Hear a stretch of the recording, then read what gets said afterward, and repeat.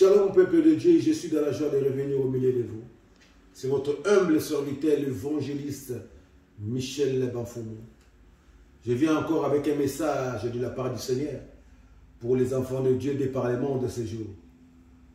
Avant de commencer, si vous permettez avec toute humilité, je vais prier pour la parole. Grand Maître Saint-Esprit de Dieu, Christ est le roi des rois.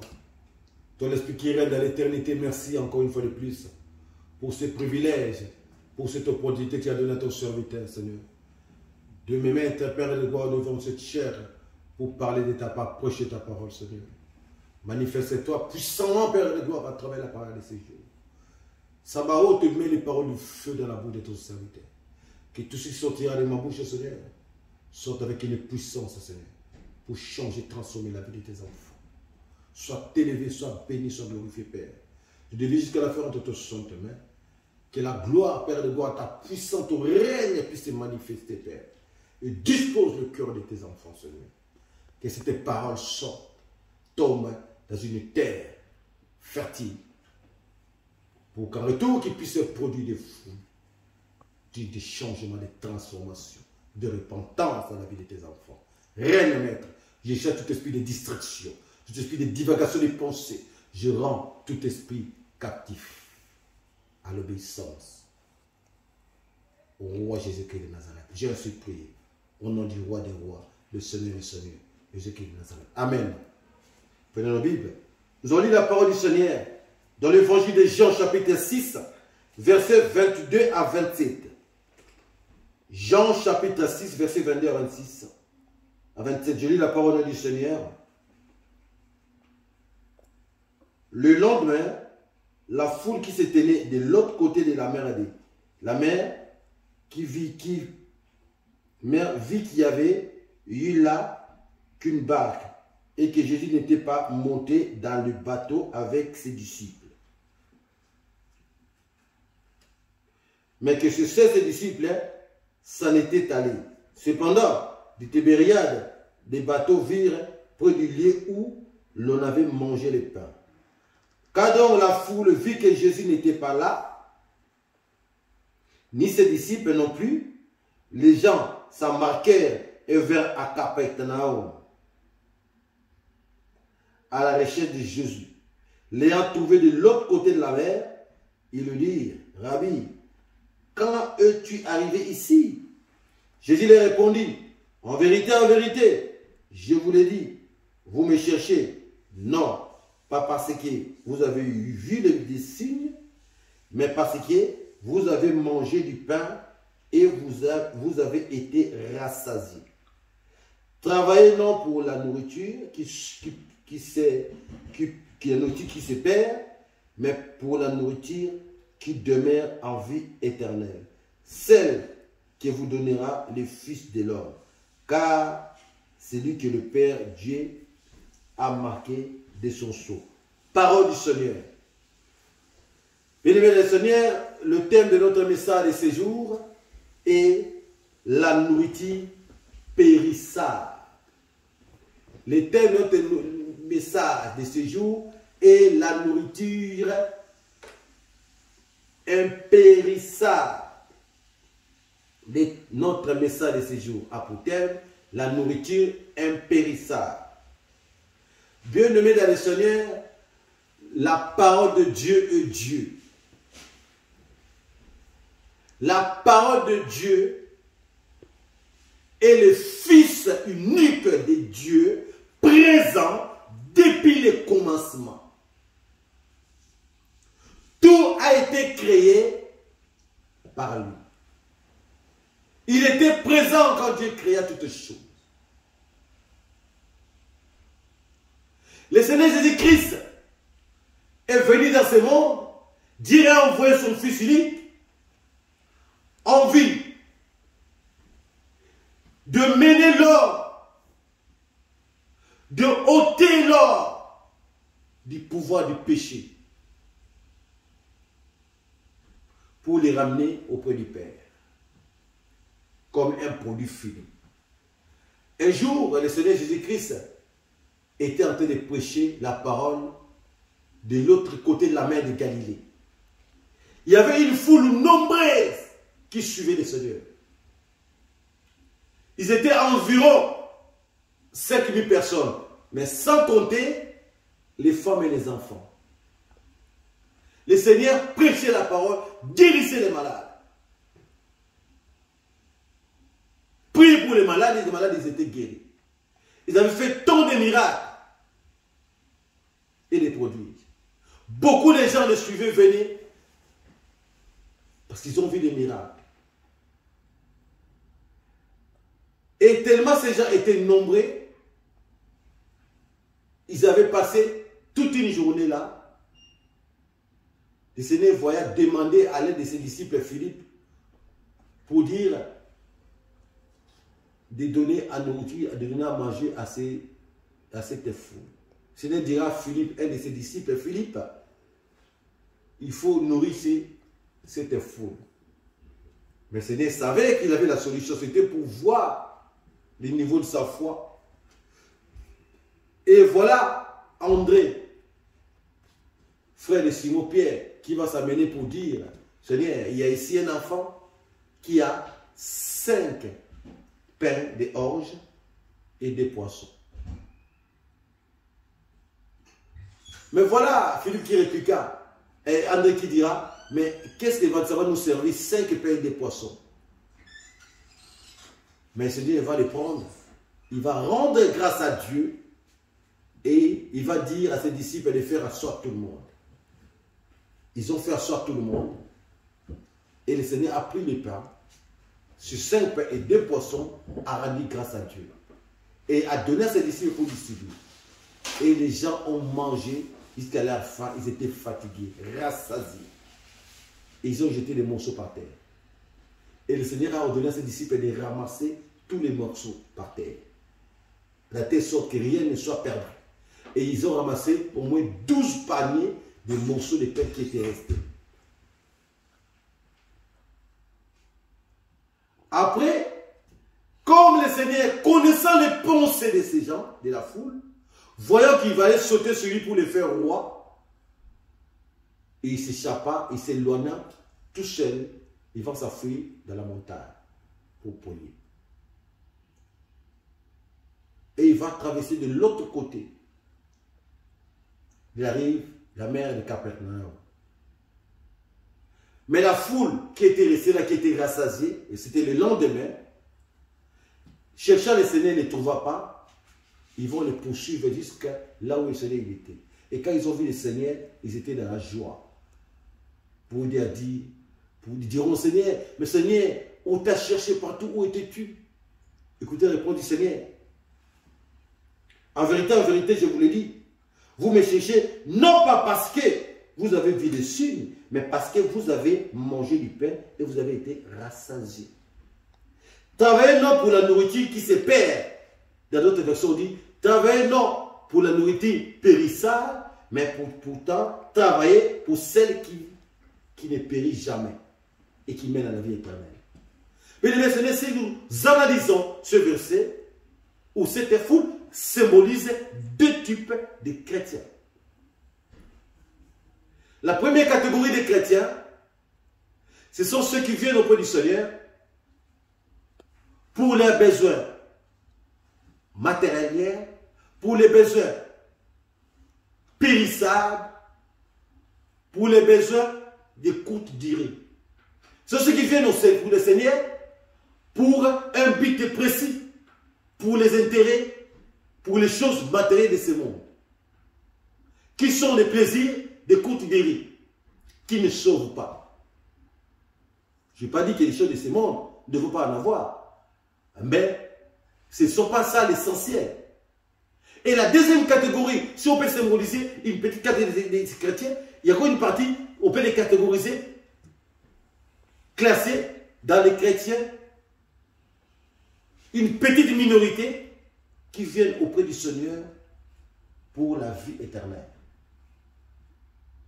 Puisque nous devons savoir une chose, comme la parole du Seigneur nous dit, Jésus-Christ, il est le Père qui descend du ciel. Il est le Père qui est descendu du ciel pour donner la vie à ceux qui le cherchent. Donc, on peut encore aussi caractériser cette foule comme dans la parabole du semeur, où c'est Jésus qui a été d'expliquer à ses disciples. C'est-à-dire, un homme était en train de s'aimer, mais en s'aimant, il y avait la semence qui était tombée sur la route, où les gens passaient les piétiner et ils sont venus manger. C'est-à-dire, ils reçoivent la parole, ils sont classés dans ces catégories-là. Oh, dans cette foule-là, on peut encore tirer de ces gens-là, ils étaient, c'est comme la parole du Seigneur. L'enseignement sur la parole du Seigneur. Ils reçoivent la parole du Seigneur, mais la parole ne reste pas, et l'ennemi vient rapidement les voler ce qu'ils ont écouté. Et autre grain, sémence qui est tombé sur les pierres. Et quand il y a eu le soleil, ils sont tous séchés. C'est-à-dire, c'est les gens, ils reçoivent la parole avec joie. Mais quand viennent les épreuves, et ces gens-là abandonnent Christ. Et d'autres grains qui étaient tombés dans les endroits, comment on appelle, et dans les herbes, dans les mauvaises herbes. Et voilà, ils étaient étouffés. C'est-à-dire, ce sont les gens, les personnes qui écoutent la parole, qui veulent auprès du Seigneur, écoutent la parole, mais les soucis de ce monde, les soucis des choses de ce monde, tellement ils sont préoccupés par ces choses, et ces soucis étouffent la parole de Dieu, faire en sorte que la parole ne puisse pas produire des fruits dans la vie. Mais juste une petite quantité tombera dans la bonne terre et produira des fruits, comme la parole de Dieu nous dit, au centuple. Donc, cette foule symbolise ces gens-là. Ils ont suivi le Seigneur. Ils étaient contents. Ils suivaient le Seigneur pour la nourriture. Parce qu'ils ont bien mangé. Ils ont été rassasiés. Mais ils ont oublié que le Seigneur avait fait des miracles. Et que le Seigneur avait prêché la bonne nouvelle. Mais le Seigneur, étant enfant de Dieu, pour venir auprès du Seigneur, il y a des gestes à faire. Premièrement, il faut poser un acte de venir. Quand tu viens vers le Seigneur, il te donne ce qu'on appelle, comme il est lui-même le pain de vie, il te donne la vie. Il te nourrit par travers le pain qui est son corps. Et le fait d'accepter, quand tu viens vers le Seigneur, tu dois faire un geste. Le fait de d'abord, premier pas, tu dois venir. Et deuxième pas, tu dois accepter. Venir vers Christ, il va te donner le pain de vie. Et le second pas, tu dois accepter Christ dans ta vie, comme le Seigneur de ta vie. Et il va te donner l'eau, puisqu'il a l'eau qui donne la vie. Donc, toute personne qui vient au Seigneur, le Seigneur lui donne des aliments, des médicaments, des nourritures. Le pain et l'eau.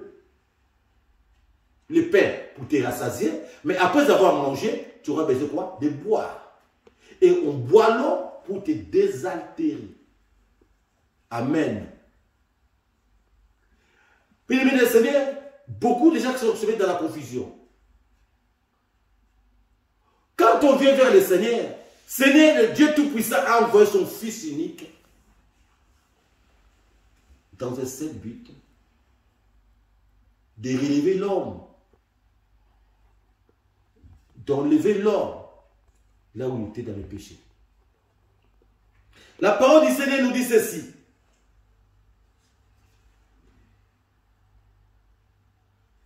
Que sert-il à un homme de tout gagner s'il perdait son âme?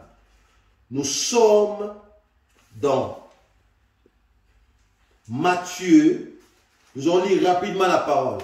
Matthieu chapitre 16. Que sert-il à un homme de tout gagner s'il perdait son âme? Matthieu chapitre 16 verset 26. Matthieu chapitre 16 verset 26. Ou Marc chapitre 8 verset 36. La parole du Seigneur nous dit ceci.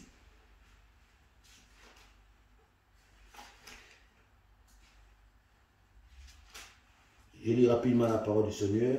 Matthieu 16. Matthieu chapitre 16, verset 26.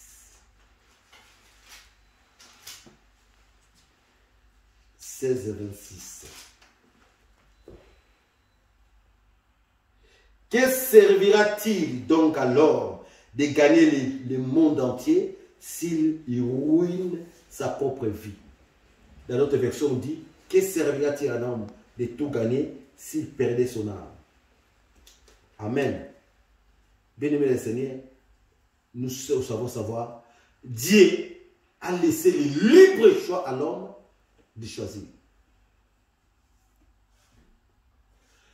Venir auprès du Seigneur, Dieu a laissé le libre choix à l'homme de choisir, sans lui forcer, sans le brusquer, de faire son choix.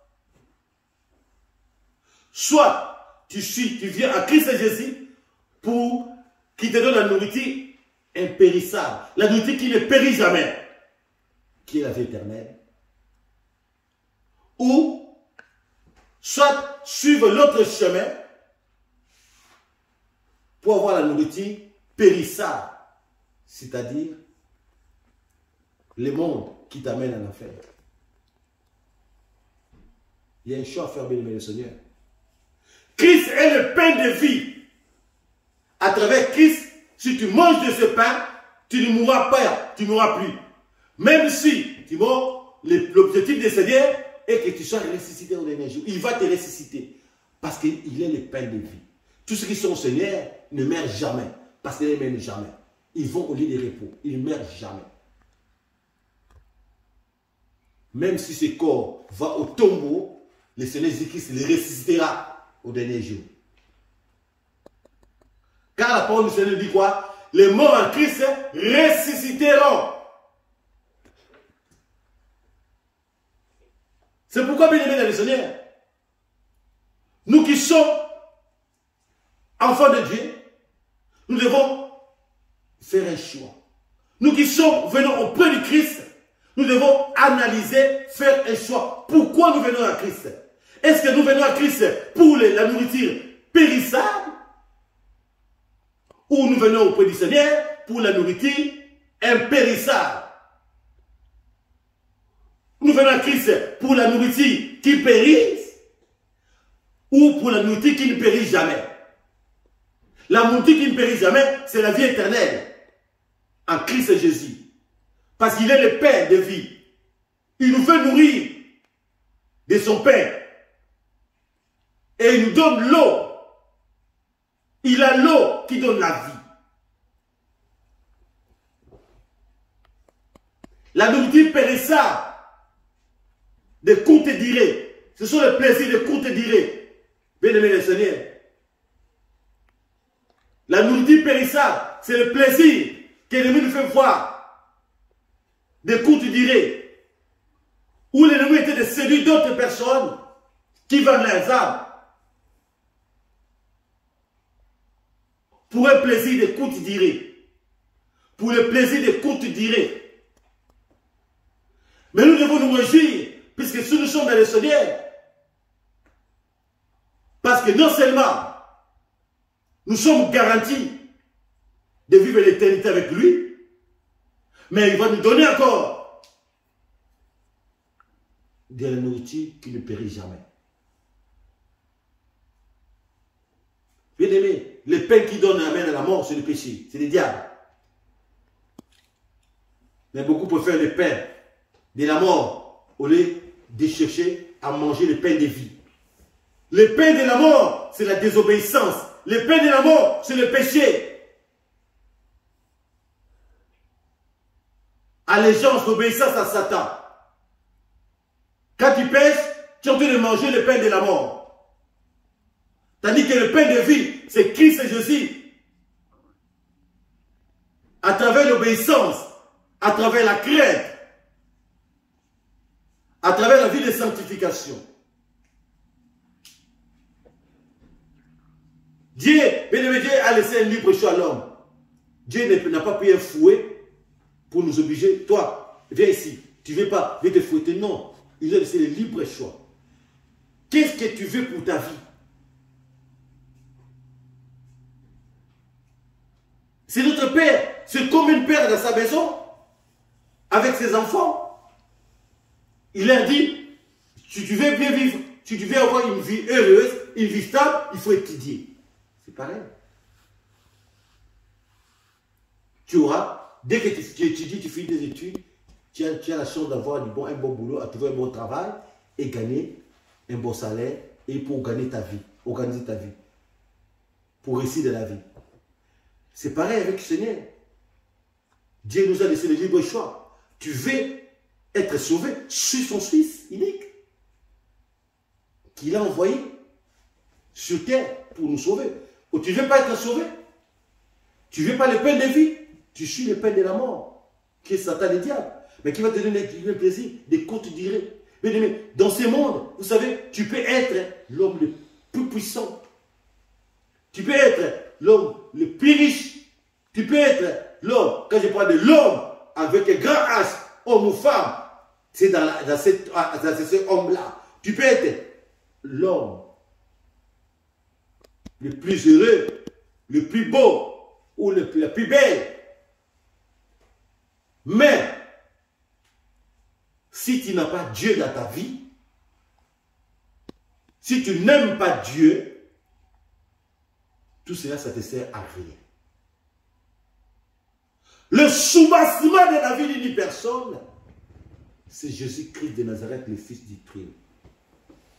Dieu a dit à sa parole, si tu crois à celui qui a envoyé, tu seras sauvé. C'est ça. Il n'y a pas de condition. La seule condition, c'est d'accepter celui que Dieu, notre Père Céleste, le Dieu Tout-Puissant, a envoyé sur la terre. Son Fils. Pour que nous soyons sauvés. Bien aimé, ça c'est une condition la plus facile. C'est cette condition qui t'a été donnée. Tu veux être sauvé, alors mange le pain de vie. Consomme le pain de vie tous les jours de ta vie. Tu as faim et soif, mais tu ne veux pas manger le pain de vie, tu veux manger le pain de la mort. Tu as un choix. Ne dis pas que je n'avais pas le choix. Dieu a laissé le libre choix à l'homme de choisir. Comme je serais de dire, avec Dieu, nous devons savoir, nous serons toujours gagnants. Et nous sommes toujours gagnants. Mon frère, ma soeur, que personne ne te trompe. Avec notre Dieu, tu es toujours gagnant. Mais tandis qu'avec l'ennemi, tu es triplement perdant.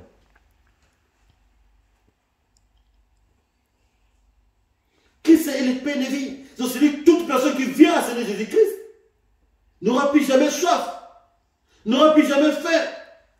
Mais si tu forces avec chez le diable, tu auras toujours faim, tu auras toujours soif. Puisque la seule protection ne peut venir que de l'Éternel des armées. Alors Dieu a envoyé son Fils pour que les êtres humains fassent sa volonté. La volonté de Jésus-Christ est que nous puissions, de Dieu, et Jésus-Christ, c'est quoi? Que nous puissions croire à celui qui l'a envoyé. C'est ça la volonté du Seigneur.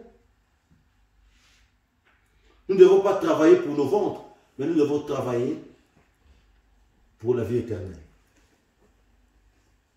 Faire la volonté du Seigneur, se mettre en pratique sa parole. Faire la volonté du Seigneur, c'est marcher selon sa parole. Faire la volonté du Seigneur, c'est croire qu'il est réellement le Fils unique de Dieu et que Dieu qui l'a envoyé pour nous sauver. Amen. Puisque personne ne peut venir au Seigneur sans que le Seigneur lui-même lui appelle. Alors, si tu viens vers le Seigneur, estime-toi heureux, car c'est pas de Dieu venu, il n'est pas venu de toi-même, mais c'est le Saint-Esprit qui te pousse à venir vers le Seigneur.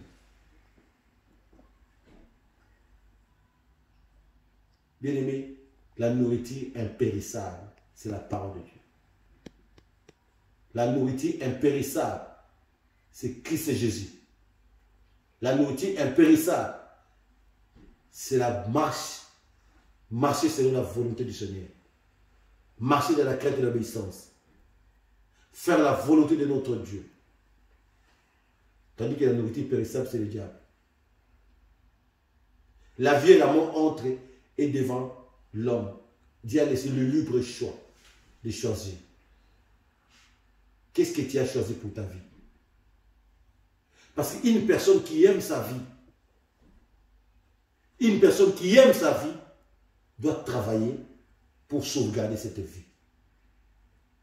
Mais une personne qui n'aime pas sa vie et ne doit pas travailler, autrefois, il disait à ses disciples, travaillez pendant qu'il est encore jour. La nuit vient. Les épreuves viennent. Les tribulations viennent. Vous n'aurez plus le temps de travailler. Travaillons pour la nourriture impérissable qui est la vie éternelle. Mais ne travaillons pas pour la nourriture périssable. Les plaisirs de courte durée, éphémères, qui nous amènent nulle part. Qu'est-ce que ça tient à un homme de tout gagner, si perdre sa vie? Bien-aimé, qu'est-ce que ça tient à un homme de tout gagner, s'il perdait sa vie? Que servirait-il à un homme de tout gagner s'il perdait sa vie? Amen. Que sert-il à un homme de tout gagner s'il perdait sa vie? Or, les richesses avec notre Dieu, les richesses, nous devons savoir, les richesses ne sont pas seulement matérielles. Il y a les richesses immatérielles et il y a aussi des richesses matérielles. Il y a des richesses matérielles et aussi des richesses immatérielles. Mais beaucoup travaillent pour les richesses matérielles. Or, j'oublie que celles qui t'amèneront au ciel, c'est la richesse immatérielle, telle que la charité, telle que la bonté, telle que l'amour, telle que l'obéissance, la crainte. L'obéissance, ce sont là des richesses immatérielles qui vont t'amener vers le ciel. L'obéissance, la crainte, la charité, l'amour, ce sont des richesses immatérielles. Tandis que le péché, la désobéissance, ce sont des richesses. Le père de la mort qui vont t'amener tout droit vers l'enfer. Dans la vie, il faut savoir faire des choix et faire des bons choix.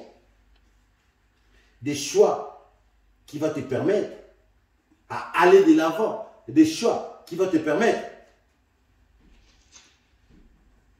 à réussir dans la vie. Donc, pour aller dans le royaume de Dieu ou aller vers le royaume de Dieu, les chrétiens doivent choisir librement de suivre le Seigneur Jésus-Christ. Dieu ne force pas de suivre. Mais si tu te laisses les choix, les libres choix, tu veux aller vers le ciel, alors suis mon fils unique. Tu veux être sauvé, alors suis mon fils unique. Dieu laisse les libres choix à l'homme de choisir. Qu'est-ce que tu as choisi? Comme la parole nous le dit. Tu veux aller au ciel, tu suis Jésus-Christ de Nazareth. Et tu veux aller en enfer, tu suis l'autre chemin. Le chemin court.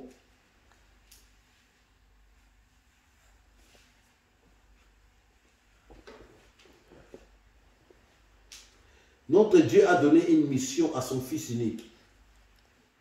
Et que tous ceux qui viennent auprès de lui ne soient jamais perdus. Mais pour qu'au dernier jour, que ces derniers puissent quoi? Hériter le royaume de Dieu. Pour que puisque son Fils puisse les résister au dernier jour. C'est ça la volonté de Dieu. La volonté de Dieu n'est pas que les hommes périssent. Dieu ne nous a pas créés pour que nous puissions périr pour la destruction. Bien au contraire, Dieu nous a créés pour la vie éternelle. C'est l'homme qui se détruit lui-même en choisissant, en faisant des mauvais choix. Dans la vie, il faut savoir faire, des bons choix. Dans la vie, il faut savoir prendre des bonnes décisions. Pas de mauvaises. Pas de mauvais choix. Pas de mauvaises décisions. La pire des choses qu'un homme puisse faire, la mauvaise décision ou le mauvais choix qu'un homme puisse faire, c'est de marcher dans le péché.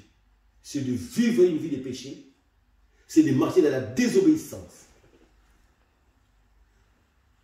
C'est de suivre Satan le diable. Car en faisant ce choix, tu es sûr et que tu finiras à l'enfer. En faisant le choix de suivre les malins, en faisant le choix de suivre l'ennemi, bien aimé, tu es sûr à 100% que tu as pris la décision et que tu n'aimes pas. Une personne qui sait, regardez bien aimé, on voit que surtout les femmes, quand ils sont devant le miroir, comment ils se poumonnent, ils se maquillent, ils aiment leur corps. Mais tu aimes celui qui périsse. Bien aimé, si on aimait notre âme,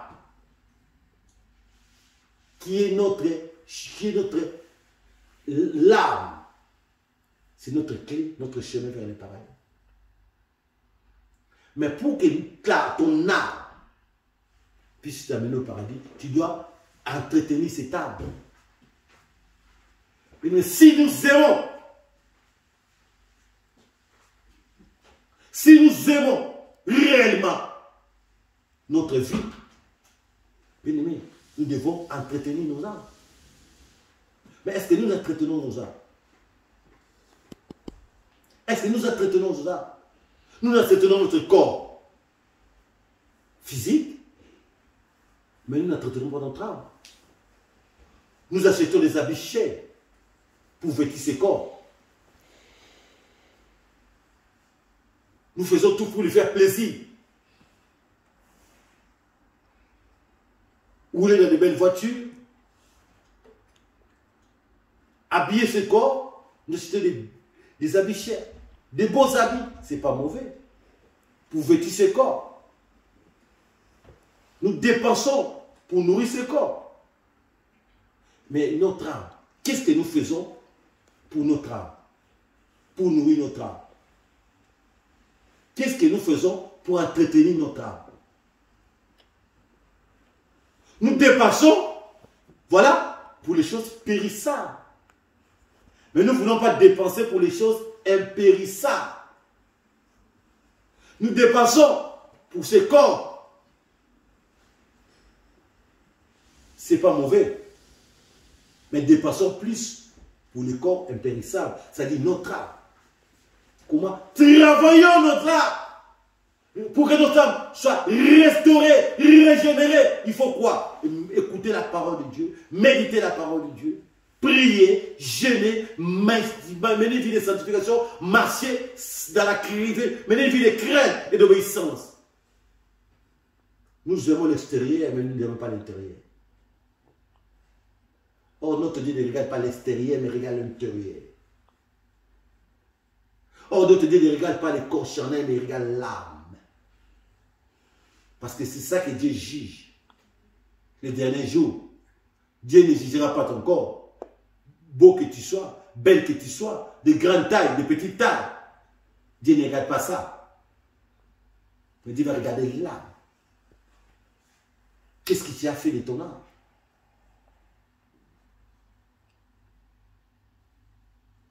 Or, c'est ça la clé pour le paradis. Ton âme va t'amener au paradis si tu l'as bien entretenu. Mais si tu l'as mal entretenu, c'était le même âme qui va t'amener à l'affaire. L'âme a deux clés. La clé du paradis si tu l'as bien entretenu et la clé de l'affaire si tu l'as mal entretenu. Jésus n'est pas venu sauver le corps, mais Jésus est venu sauver l'âme. Parce que autrefois nous étions, nos âmes étaient malades. Une fois que tu mènes une vie de péché, bien aimé, ton âme est malade. Une fois que tu mènes une vie de désobéissance, contraire, tu prends un vent contraire au vent du roi des rois, au vent de Christ et Jésus, ton âme est malade. Mais quand tu mènes une vie d'obéissance, une vie de sanctification, une vie de crainte, ton âme est guérie. Ton âme rentre toujours dans la possibilité de guérison. Amen.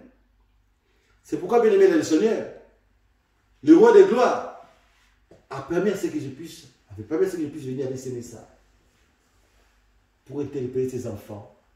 Nous devons travailler non pour les choses périssables, non pour les plaisirs de courte durée, non pour la nourriture qui pourrit, mais travaillons pour la nourriture qui ne pourrit jamais, qui ne périt jamais.